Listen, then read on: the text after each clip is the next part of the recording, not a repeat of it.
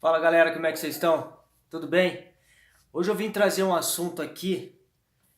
Por que que Jesus ainda não voltou? Né? Essa é a grande questão.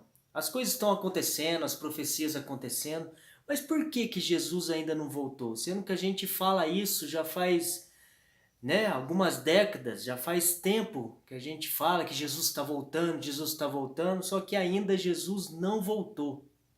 Por que que Jesus não voltou ainda? Eu gosto muito desse livro aqui, ó, Eventos Finais, da escritora Ellen White. Eu creio no que ela escreveu, porque muitas coisas que a ciência está descobrindo hoje, ela já fala há mais de 100 anos atrás, ela já havia falado há mais de 100 anos atrás.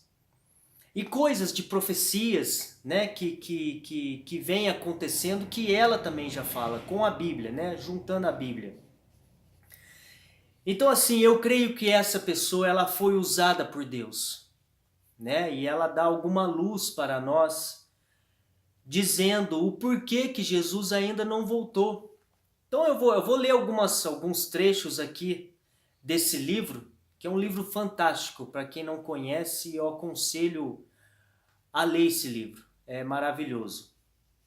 Então aqui na página 26 diz assim: se os adventistas, depois do grande desapontamento de 1844, tivessem mantido firme sua fé e seguido avante unidos, à medida que Deus lhe abriu o caminho, recebendo a mensagem do terceiro anjo e, no poder do Espírito Santo, proclamando-a ao mundo, teria visto a salvação de Deus. O Senhor teria operado poderosamente em apoio aos esforços deles. A obra estaria concluída e Cristo teria vindo para receber seu povo e dar-lhe a recompensa. Não era a vontade de Deus que a vinda de Cristo demorasse tanto. Já era para Jesus ter voltado. Se o povo estivesse pregando a mensagem do terceiro anjo ali de Apocalipse 14, a partir do versículo 6, continuamente, Jesus já teria voltado, a obra já teria concluído. Então por que que Jesus ainda não voltou? Porque nós não estamos pregando essa mensagem do terceiro anjo. É a última mensagem para os nossos dias. Nós precisamos pregar essa mensagem para Jesus voltar. Aí continuando, é a incredulidade, o mundanismo, a falta de consagração e a contenda entre aqueles que se dizem o povo de Deus, que nos tem detido neste mundo de pecado e dor por tantos anos. É por causa dessas coisas que nós ainda estamos aqui. A gente precisa pregar o evangelho. A gente precisa mudar de vida, mudar o nosso caráter, sermos novas criaturas de verdade, cristãos genuínos. A gente precisa mudar de vida. Se a Igreja de Cristo tivesse feito a obra que lhe foi designada, como ele ordenou, o mundo inteiro já teria sido advertido. O Senhor Jesus teria vindo à terra em poder e grande glória. Já era para Jesus ter voltado. Precisamos pregar essa mensagem do terceiro anjo. Hoje eu não vejo quase ninguém pregando essa mensagem. E nós precisamos advertir o mundo sobre, essa mensagem. Aí na página 27 está aqui. O que Cristo está esperando? Jesus aguarda com forte desejo a manifestação de si mesmo em sua igreja. Quando o caráter de Cristo se reproduzir perfeitamente em seu povo, então ele virá para reivindicá-los como seus. Quando o caráter de Cristo for colocado nas pessoas perfeitamente, aí sim, Jesus voltará. Todo cristão tem o privilégio não só de esperar a vinda do nosso Senhor Jesus Cristo, como também de apressá-la. Precisamos apressar. pregar o evangelho. Se todos os que professam seu nome produzissem fruto para a sua glória, quão depressa estaria o mundo todo semeando com a semente do evangelho? Rapidamente amadureceria a última grande seara, e Cristo viria a recolher o precioso grão, transmitindo o evangelho ao mundo. Está em nosso poder apressar a volta do nosso Senhor. Não nos cabe apenas aguardar, mas apressar o dia de Deus. Precisamos pregar esse evangelho para que Jesus possa voltar o quanto antes. Fale de Jesus. Estude um pouco sobre a mensagem do terceiro anjo. Estude, pesquise lá e pregue essa mensagem ao mundo, para que nós possamos sair daqui e ir morar no céu com Jesus, que vai ser fantástico. Aqui na página 117, fala sobre o derramamento do Espírito Santo. Como é importante nós orarmos pelo o derramamento do Espírito Santo. Por quê? Porque através desse derramamento do Espírito Santo que nós, vamos terminar, através do Espírito Santo, nós vamos terminar a obra de pregar o Evangelho. Então é mais uma coisa que nós precisamos fazer, além de mudar de vida, além de orar, a gente precisa pedir, clamar a Deus pelo derramamento do Espírito Santo, que fala aqui em Atos também. Atos 2,17 fala assim: é isto o que eu vou fazer nos últimos dias, diz Deus. Derramarei o meu espírito sobre todas as pessoas. Os filhos e as filhas de vocês anunciarão a minha mensagem, profetizarão. Os moços terão visões e os velhos sonharão. Então, é isso que vai acontecer. Mas através de quê? Aí vamos voltar para o livro. Devemos orar tão fervorosamente pela descida do Espírito Santo, como os discípulos oraram no dia de Pentecoste. Olha a importância. Os discípulos se reuniam e oravam, pedindo pelo Espírito Santo. É isso que nós devemos fazer hoje, para terminar a obra e Cristo poder voltar. Se eles precisaram disso naquele tempo, nós hoje mais ainda. Será que nós estamos orando de verdade, fervorosamente, pedindo pelo Espírito Santo, pedindo pelo derramamento do Espírito Santo, a chuva serôdia? A descida do Espírito Santo sobre a igreja é encarada como estando no futuro, porém é o privilégio da igreja tê-la agora. Temos que buscar, orar por ela, crer nela. Precisamos tê-la e o céu espera para concedê-la. A medida do Espírito Santo que recebermos será proporcional à intensidade do nosso desejo. Então, a medida do Espírito Santo, vai ser proporcional àquilo que a gente está pedindo. Ou a gente pede muito, pede pouco. A fé exercida nesse sentido e ao uso que fizermos da luz e do conhecimento que nos foram concedidos. Não estamos suficientemente dispostos a insistir com o Senhor com nossas petições e a suplicar-lhes o dom do Espírito Santo.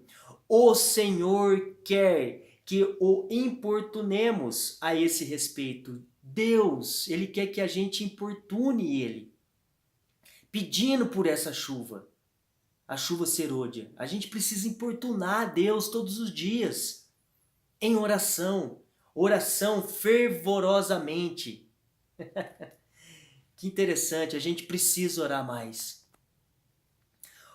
O nosso Pai Celestial está mais disposto a dar seu Espírito Santo àqueles que lhe peçam, do que pais terrenos ou estão a dar-lhe boas dádivas aos seus filhos.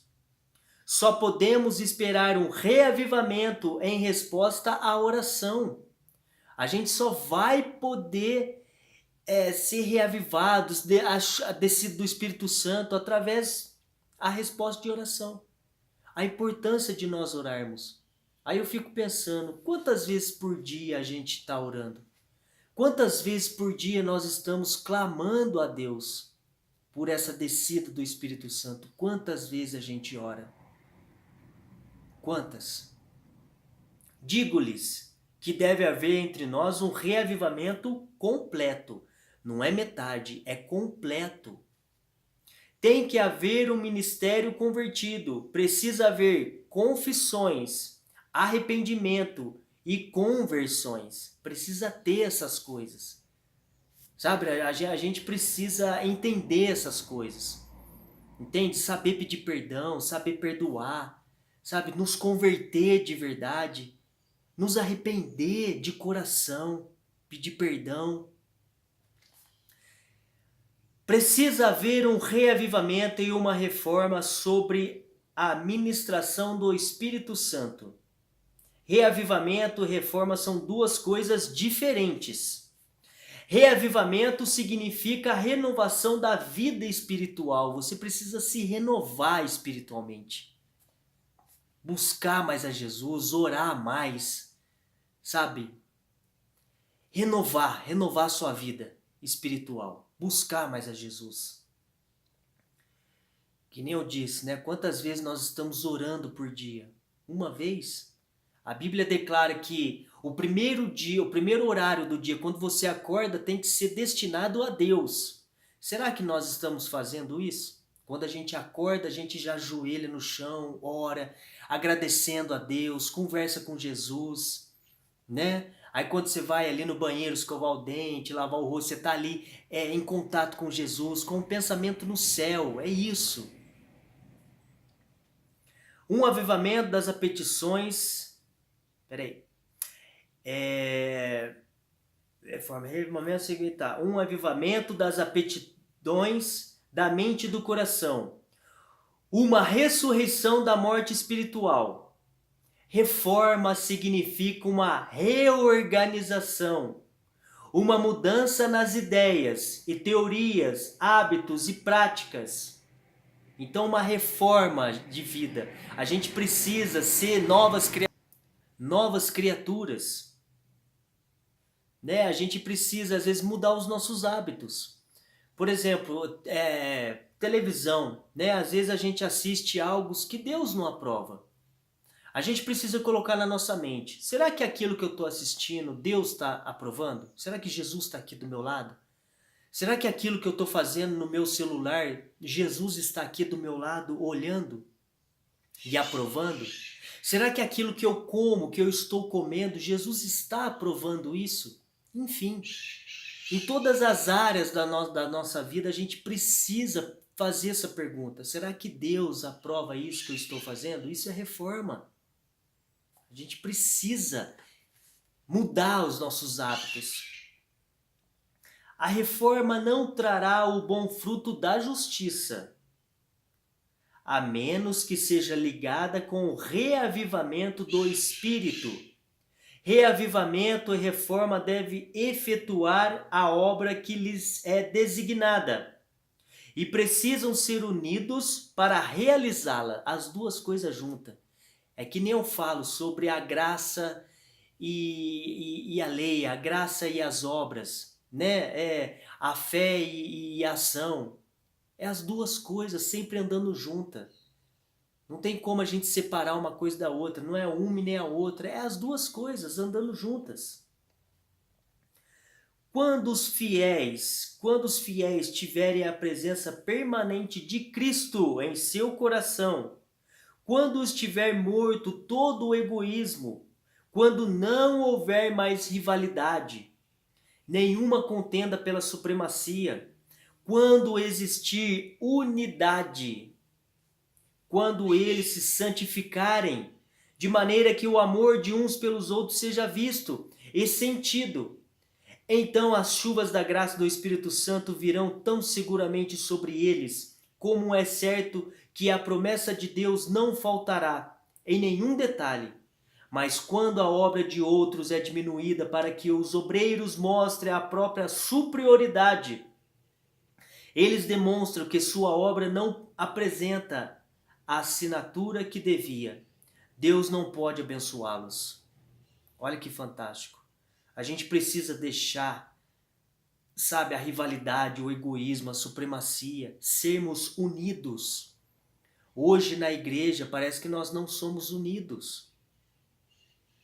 É engraçado isso. Sabe, a gente deveria nos encontrar mais, fazer almoço, janta junto, num dia de sábado, num domingo, se encontrar mais. Parece que a gente se encontra só no dia de ir na igreja e pronto, fica por aquilo mesmo. A gente precisa se unir em pensamentos, sabe? Aqui em 1 Coríntios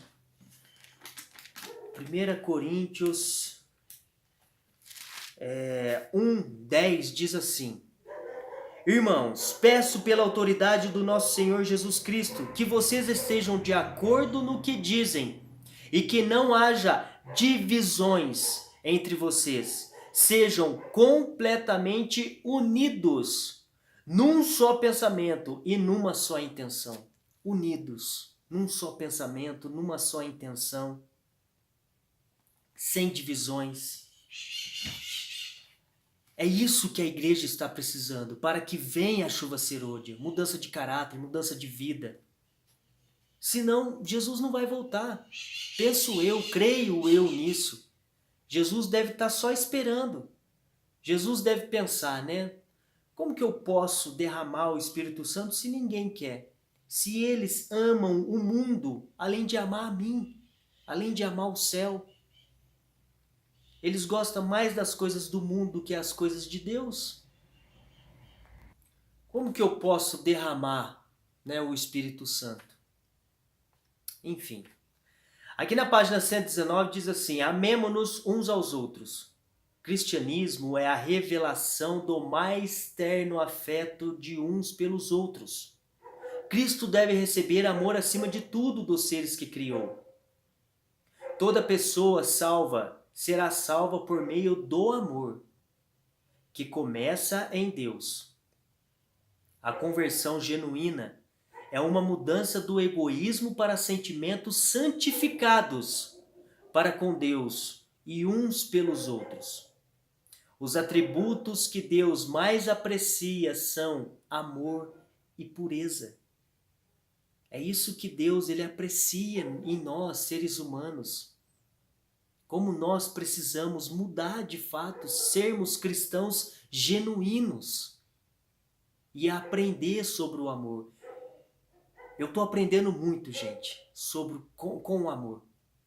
Sabe, eu não sou perfeito, eu faço esses vídeos assim, às vezes vocês podem achar que eu sou assim, mas eu não sou.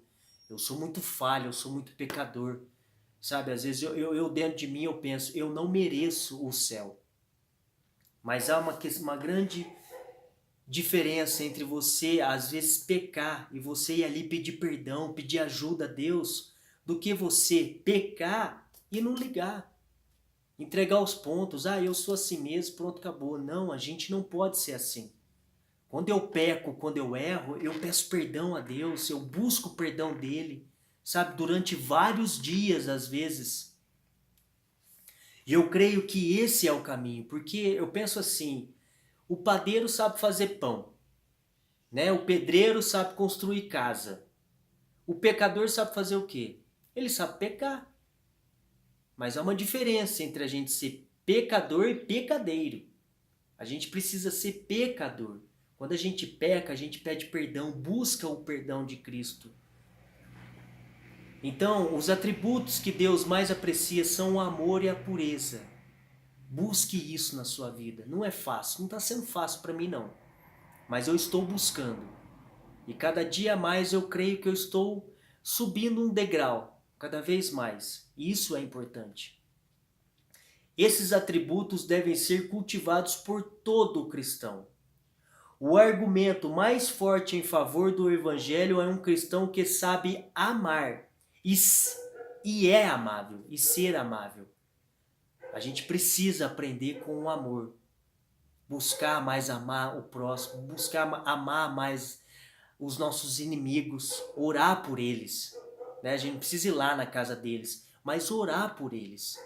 Clamar a Deus o perdão. É necessário haver entrega total. Deus não aceitará nada menos do que entrega incondicional. Cristãos indiferentes e corruptos não poderão entrar no céu. Eles não seriam felizes ali, pois nada sabem dos elevados e santos princípios que governam os membros da família real. O verdadeiro cristão mantém as janelas do coração abertas, em direção ao céu. Ele vive em comunhão com Cristo, diário, em comunhão com Cristo. Sua vontade está de acordo com a vontade de Cristo. Não pode ser a minha vontade. É a vontade de Cristo. Se eu gosto de assistir aquilo, comer aquilo, será que é a vontade de Deus? Essas perguntas que a gente tem que fazer em nossas vidas. Seu mais elevado desejo é tornar-se cada vez mais semelhante a Cristo. Esse é o desejo de Deus. Não podemos usar o Espírito Santo. Ele é quem nos usa. Por meio do Espírito, Deus opera em seu povo, tanto o querer como o realizar, segundo a sua boa vontade. Mas muitos não se submeterão a isso. Infelizmente, muitos não aceitarão a vontade de Deus. Muitos ainda dizem, é o que eu gosto de fazer, é o que eu faço, é isso mesmo. Eu nasci assim, eu vou morrer assim. Muitos falam isso. E não pode. A gente precisa mudar. Mudar de caráter, mudar de vida. Querem escolher os seus próprios caminhos. Não os caminhos de Deus, os seus próprios caminhos. Não pode. É por isso que não recebe o dom celestial. Só os que esperam humildemente em Deus, que estão atentos à sua guia e graça, é concedido o Espírito. Os que estão atentos às coisas, buscam, estudam, se preocupam. Se Cristo falou isso, opa, então eu preciso mudar isso aqui. E essa pessoa, ela batalha para mudar, não é fácil, gente. Como por exemplo, né? Eu parei de comer carne já faz um ano, um pouquinho mais de um ano. E não foi fácil para mim, né? Não foi fácil, de verdade. Porque nesse livro aqui mesmo, ó, Ellen White ela fala que aqueles que estão esperando pela volta de Cristo devem abandonar o alimento carne. Porque no céu não haverá carne. E a gente precisa mudar o nosso caráter, educar o nosso paladar. Porque Cristo, quando ele vier, ele vai tirar só o pecado da gente. Ele não vai tirar o nosso caráter, os nossos desejos, as nossas vontades. E não foi fácil para mim deixar essa prática. Mas hoje eu não sinto mais vontade. Hoje eu não sinto aquele desejo que eu sentia de comer carne. Então, por exemplo, essas pessoas que estão fazendo isso, vamos supor que eu vou para o céu. A hora que chegar lá que não vai ter o alimento carne, eu não vou sentir falta. Essa é a questão, esse é o caminho. Entende? Então não é fácil a gente buscar se assemelhar a Cristo, mas a gente tem que tentar. A gente não pode desistir. Vi que ninguém poderia participar do refrigério, a menos que obtivesse a vitória sobre toda a tentação, orgulho, egoísmo, amor ao mundo e sobre toda má palavra e ação. Devemos corrigir os defeitos de caráter e purificar nossa vida de toda a contaminação. Então a chuva serôdia cairá sobre nós. A chuva serôdia ela não vai vir enquanto a gente não deixar essas práticas do mundo. Enquanto a gente não deixar de amar esse mundo. A chuva serôdia não vai vir e a gente precisa dela para que Jesus possa voltar. É muito importante isso. Nós precisamos dela, do derramamento da chuva serôdia para a gente terminar a obra, senão a gente não vai conseguir. Não há coisa alguma que Satanás tema tanto quanto que o povo de Deus desempeça o caminho, removendo todo impedimento, de modo que o Senhor possa derramar seu Espírito sobre uma igreja enfraquecida. Satanás tem medo disso. É por isso que ele está colocando tantos divertimentos na nossa vida hoje. Internet, televisão, alimentos, tudo. Tudo. O mundo hoje parece que ele está colorido, né? O mundo ele é gostoso. É gostoso a gente curtir o mundo. Mas isso é uma estratégia de Satanás para que as pessoas não, como é que fala? Não ore mais, não estude mais a Bíblia, não clame mais, porque eu penso assim, o que é mais gostoso, a gente assistir um filme ou ler a Bíblia? É mais gostoso a gente sair ou ficar em casa orando, clamando a Deus. É mais gostoso a gente ir numa boate, num barzinho ou ir na igreja orar. Entende o que eu quero dizer? O mundo ele tá muito gostoso, né? As coisas do mundo está muito prazeroso. A chuva serôdia virá e a bênção de Deus encherá todo o coração que estiver purificado da contaminação. Só essas pessoas vão receber a chuva serôdia. As pessoas que estão lutando com Cristo para deixar as coisas do mundo, que estão se desintoxicando das coisas do mundo. Aqui na página 120 diz assim, ser trabalhadores dedicados no serviço de Cristo. Olha que interessante. Quando as igrejas se tornarem igrejas vivas e atuantes, o Espírito Santo será concedido em resposta ao seu sincero pedido.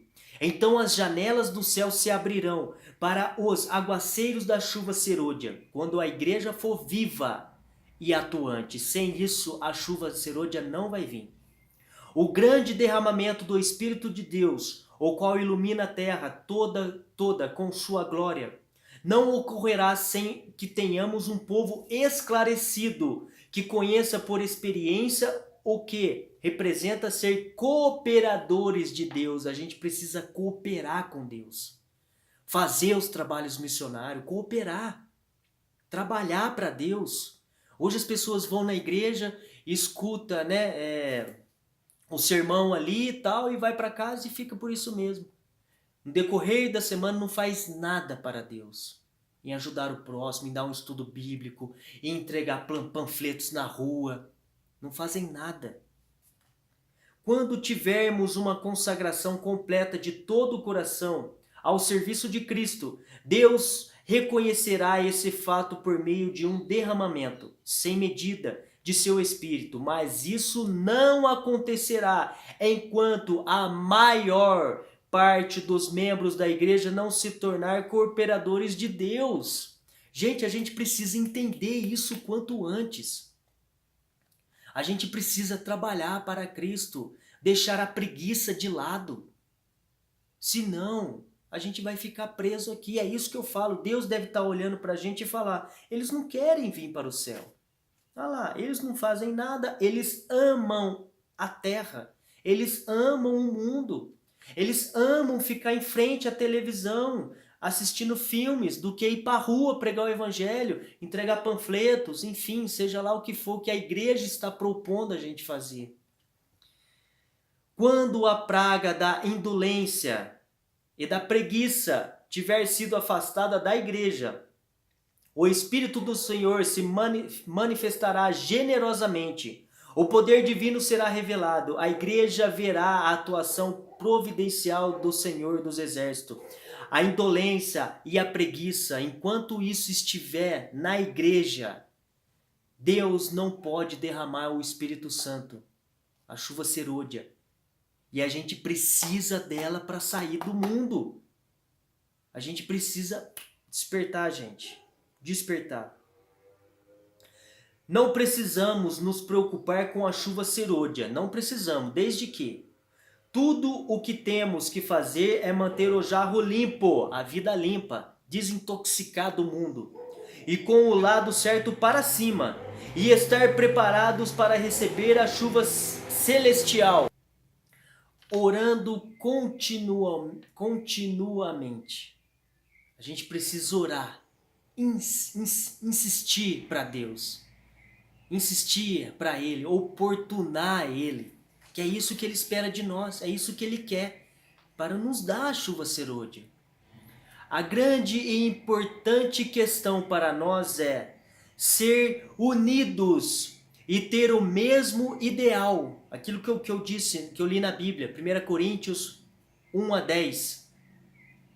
A gente precisa ser unidos e ter o mesmo ideal, andar pelo mesmo caminho, pondo de lado toda a inveja e malícia, e como suplicantes humildes, vigiar e esperar. Jesus, nosso representante e líder, está disposto a fazer para nós o que fez para os que oraram e vigiaram no dia de Pentecoste. Não tenho conhecimento de nenhuma época específica em que ocorrerá o derramamento do Espírito Santo, quando o poderoso anjo descer do céu e se unir com o terceiro anjo na conclusão da obra para esse mundo. Minha mensagem é que nossa única segurança consiste em estarmos prontos para o refrigério celestial, tendo nossas lâmpadas preparadas e acesas.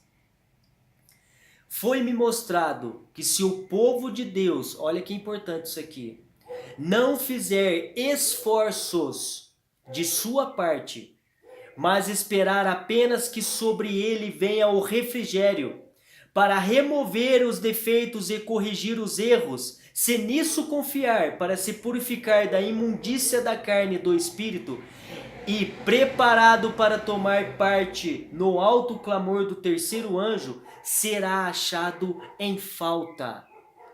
A gente não pode esperar para mudar. A gente precisa nos esforçar, fazer a nossa parte e nos esforçar para a mudança. Porque o Espírito Santo não vai fazer isso por nós, por ele só. A gente precisa fazer, nos esforçar. É isso que eu estou dizendo. Entende? Quando Jesus voltar, ele não vai tirar essas coisas da gente, ele vai tirar o pecado. A gente precisa nos limpar até a volta de Cristo. Para quando a gente chegar no céu, a gente está pronto para as coisas ali. Entende? Só os que estiverem vivendo de acordo com a luz que têm recebido poderão receber maior luz. Aqueles que não fazem firme esforços, mas esperam simplesmente que o Espírito Santo os force em ação, perecerão em trevas. Olha só. Não devemos ficar ociosos.